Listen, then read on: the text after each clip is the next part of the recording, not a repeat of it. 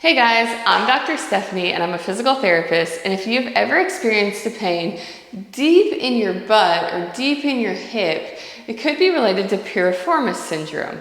The piriformis is a small muscle that helps rotate the hip, and it goes across your butt here, and the sciatic nerve either runs right next to it or sometimes, and some people can run through it.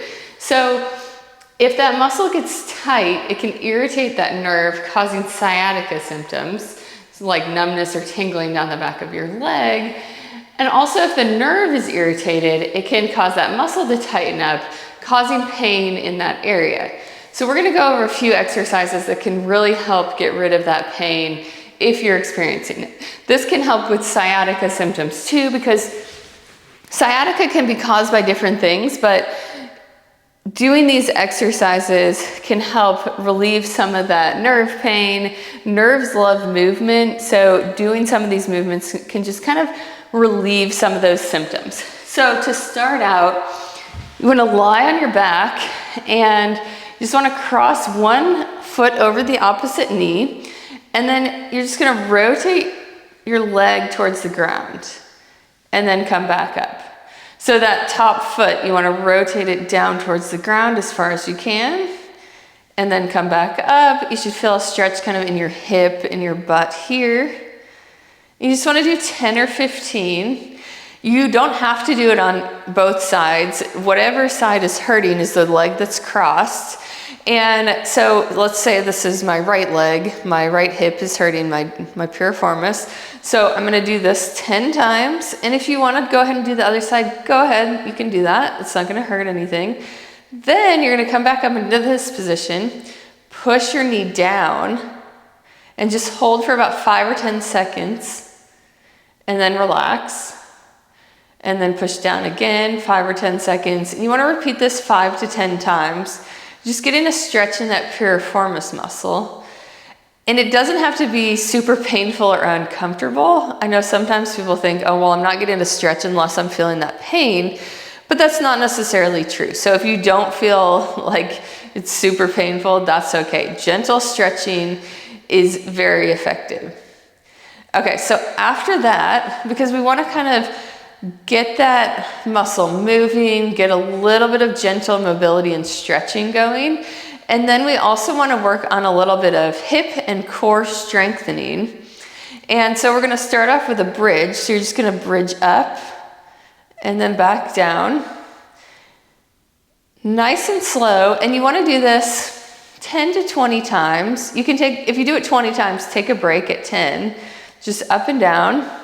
And then we're gonna make that a little more challenging and cross that leg over and then lift up into a figure 4 bridge.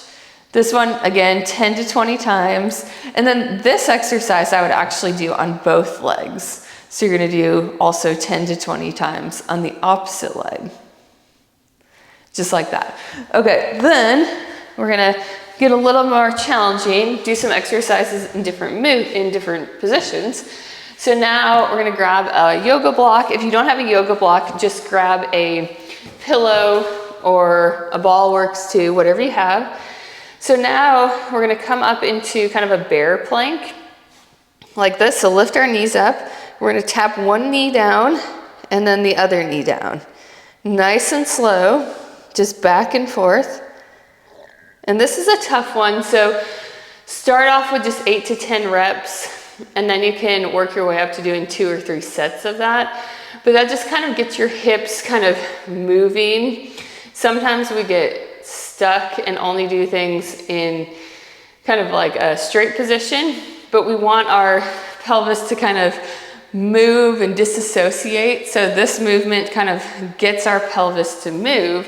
The other exercise that I like to do is to kneel on the yoga block. And you're just gonna lift the opposite knee up so it's even with the other knee, and then back down. So again, we're kind of getting that pelvis to move up and down. You wanna do 10 to 15 times, and then I would actually go ahead and do this on the other side as well, 10 to 15 times.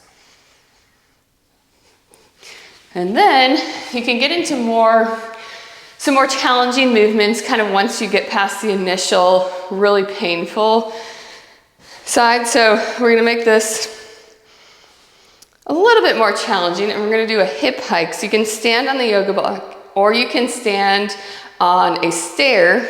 And what you wanna do is a hip hike. So we're just going to lower one foot down to the ground and then back up and lower down. You wanna try to keep this knee straight. You can bend it slightly, but you don't want it to bend all the way down because we're kind of moving from the hips here. So just up and back down, up and back down. You can also do this on both sides. I would do 10 to 20 on each side. And then from there, just more challenging exercises like a goblet squat or an RDL, and just really working into building strength. But that's once kind of the initial pain is gone. Those first exercises that I showed you, that's what I would do initially, kind of start building some strength, improving your mobility. Then you can gradually progress to more difficult, challenging movements.